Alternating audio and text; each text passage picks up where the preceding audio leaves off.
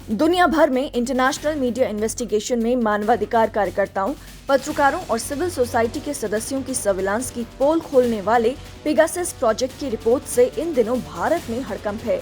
क्या भारत सरकार ने अपने फायदे के लिए अपने नागरिकों की निगरानी की? ये सवाल भारत में सत्ता के गलियारों से सड़क तक गूंज रहा है।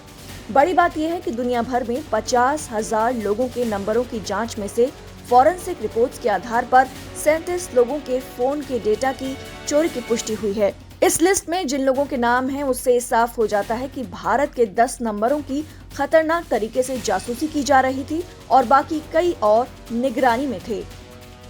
पेगासस प्रोजेक्ट की मीडिया रिपोर्ट्स कहती हैं कि इस सॉफ्टवेयर का इस्तेमाल करके सरकार देश के महत्वपूर्ण लोगों की ईमेल और व्हाट्सएप संवाद सुन रही थी।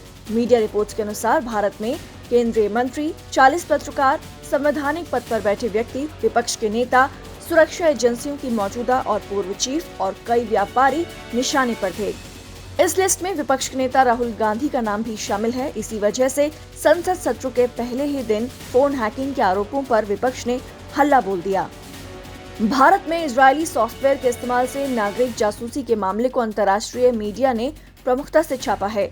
वॉशिंगटन पोस्ट लिखता है, वो सॉफ्टवेयर जो भारत को आतंकवादियों की निगरानी के लिए बेचा गया था, उससे भारत सरकार ने पत्रकारों और मानवाधिकार कार्यकर्ताओं की ट्रैकिंग की।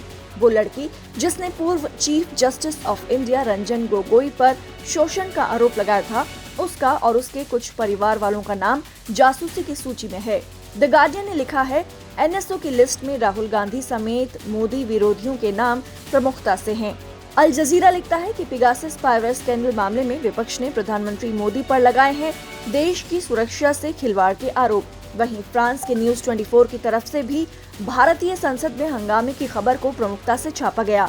एमनेस्टी इंटरनेशनल, जो कि इस रिपोर्ट को बनाने में एक पार्टनर भी है, वो लिखता है कि भारत में मानवाधिकार कार्यकर्ताओं की कोऑर्डिनेटेड मालवेयर का प्रयोग कर जासूसी की गई, लेकिन अब पूरी जांच होनी चाहिए। तो वहीं पाकिस्तानी अखबार डॉन कहता है कि भारत ने पेगासस से की पाकिस्तानी प्रधानमंत्री इमरान खान की जासूसी, इसकी जांच होना जरूरी है।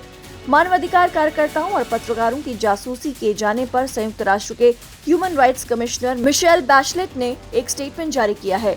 इसमें लिखा है कि पेगासस सॉफ्टवेयर का पत्रकारों, कार्यकर्ताओं और राजनेताओं पर प्रयोग खतरे की बड़ी घंटी है। ये सर्विलांस के तरीके के गलत प्रयोग के डर को सच करता है और मानवाधिकारों को गैर कानूनी तरीके से कम करता है।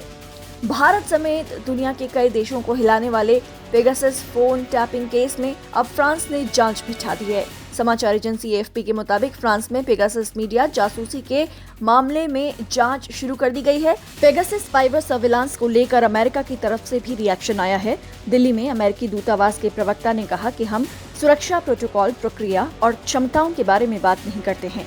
हम सामने आई जानकारियों के मद्देनजर अपने कर्मचारियों पर किसी खतरे या उससे निपटने के उपायों को लेकर टिप्पणी नहीं कर सकते हैं। आपको बता दें कि पेगासस जासूसी विवाद के कारण भारत सरकार ने एक विज्ञप्ति भी जारी कर सफाई दी है। इसमें सरकार ने अपने ऊपर लगाए गए सभी आरोपों को खारिज किया है, लेकिन सरकार की सफाई के बावजूद सोशल मीडिया पर सवाल उठने जारी हैं।